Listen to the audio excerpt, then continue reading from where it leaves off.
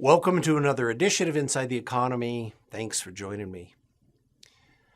Want to talk about, well, now that we're getting data, once the government is returned, I want to talk about some of the issues with inflation.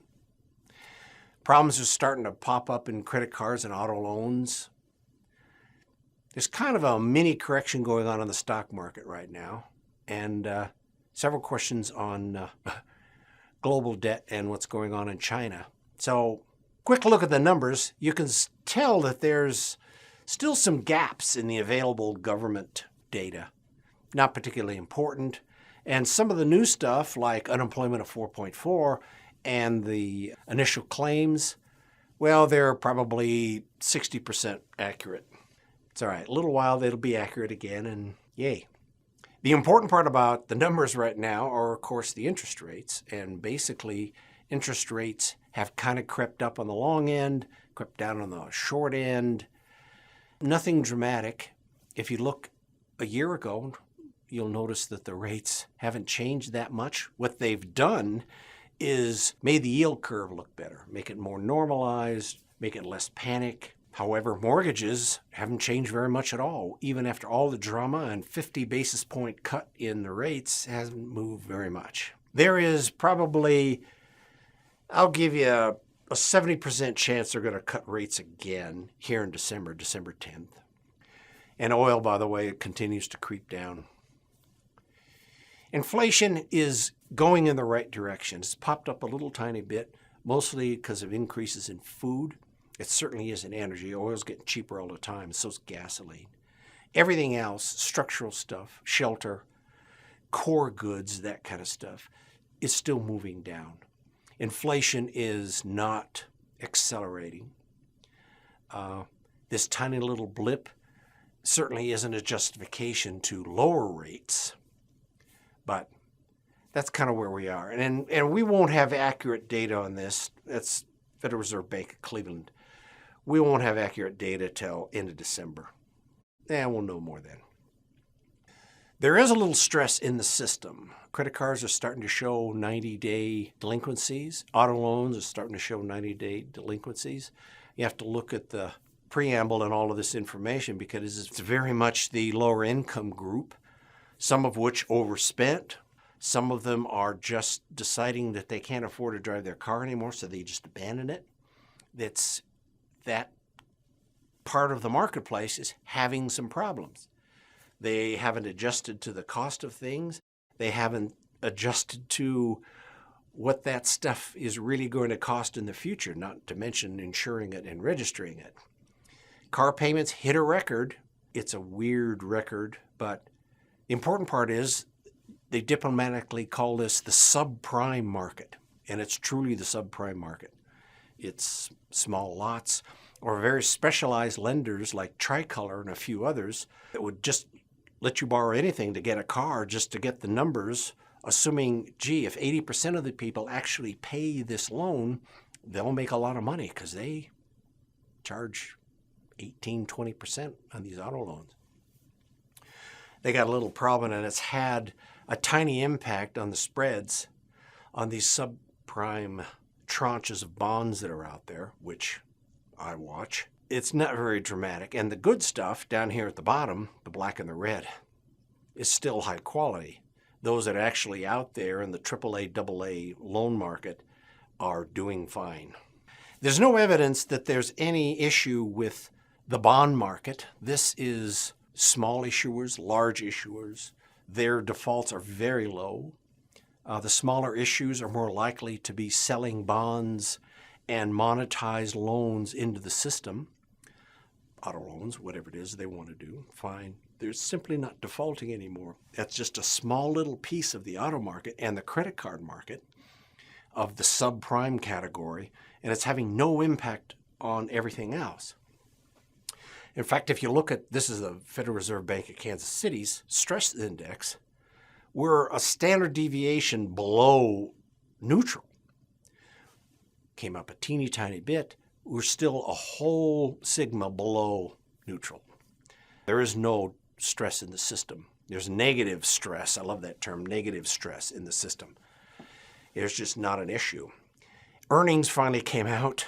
Revenue growth in the S&P 500, that's about 8.3, 8.4%. Huge numbers. That just justified where the S&P 500 was in the summer, middle of summer. You know, we've been talking that this market has been overvalued for a while, and it's trying to get back down. We're only down, let's call it 5% right now. It needs to go further. Unfortunately, it's got things like, oh, they're going to lower rates. They're going to make money cheaper. They'll make equity premium smaller. All kinds of things just to keep that market up. And it really has no reason. We went down to the 100-day moving average. Huge algorithm signal to buy. Bam, so it did. Tiny little recovery. Just to not drop below the 100-day moving average. The 200-day moving average is next. We're not there yet. But this market needs to correct. We've been overvalued, let's call it, since June. And the moving averages have just helped move the whole issue up on enthusiasm and artificial intelligence. And pick a reason, it's just gotten ahead of earnings, which is the important one. The Federal Reserve is also not continuing their quantitative tightening policy. You know, we've mentioned before that after all the money was put into the system for COVID, they need to start taking it out. And they were taking it out just fine there for a while. What has happened is they're starting to see liquidity problems in the repo rate and the overnight. There's a whole bunch of technical sides. One of the issues is that the Treasury market trades $1 trillion a day. And you need a lot of money in the system when you have a $400 billion trade come in at 1 in the afternoon. So the Fed is going to keep a lot of money in the system. The Fed's going to keep reserves in banks, keep reserves available for people to borrow to cover these kind of things. It would have been nice to pull that money out of the system to take a little inflation pressure, but I don't think they're going to.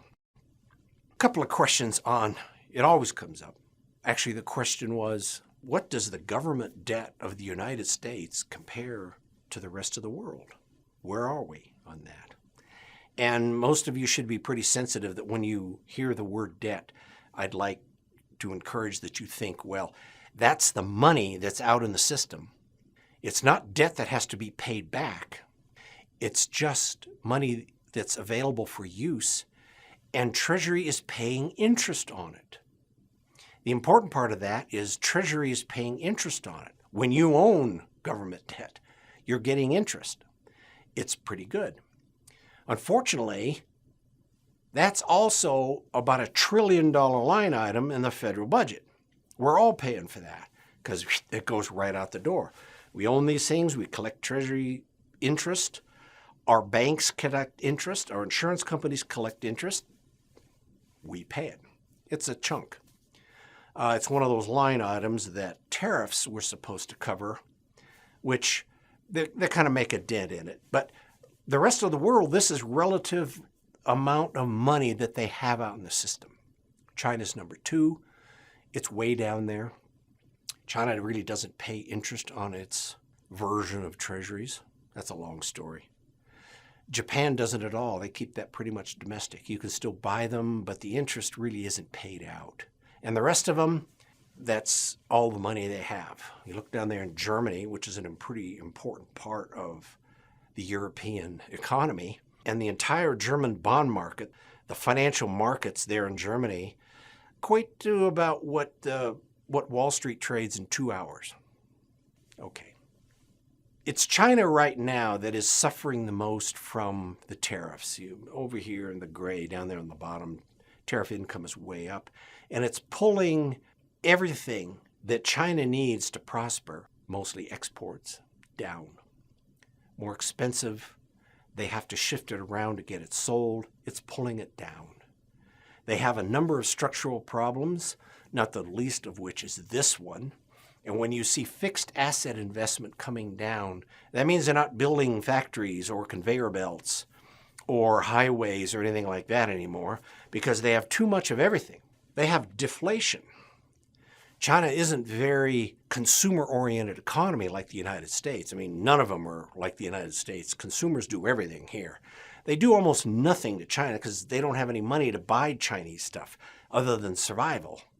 So when you see the fixed asset investment, that means all of the guys, the mayors in the towns and the prefecture party members aren't borrowing money from the Bank of China to build stuff because they have too much of the stuff that isn't doing anything. That's their disinflation. They are losing prices on everything. It's going to be what's affectionately known as a grind down, and China is in the middle of it right now.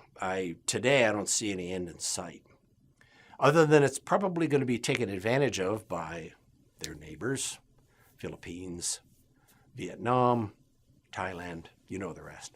Okay.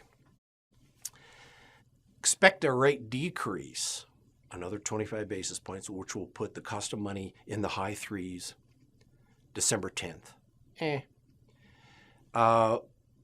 Hopefully the stock market will continue to correct. It needs to. And then there will be, oh boy, okay, good. Because we don't have any issues out there that wouldn't keep the ongoing productivity and growth in revenue from being rewarded by the reasonable price of stocks. All right, enough for now. Send questions along, info@SHJ Wealth Advisors. I'm happy to deal with them. And thanks for joining me.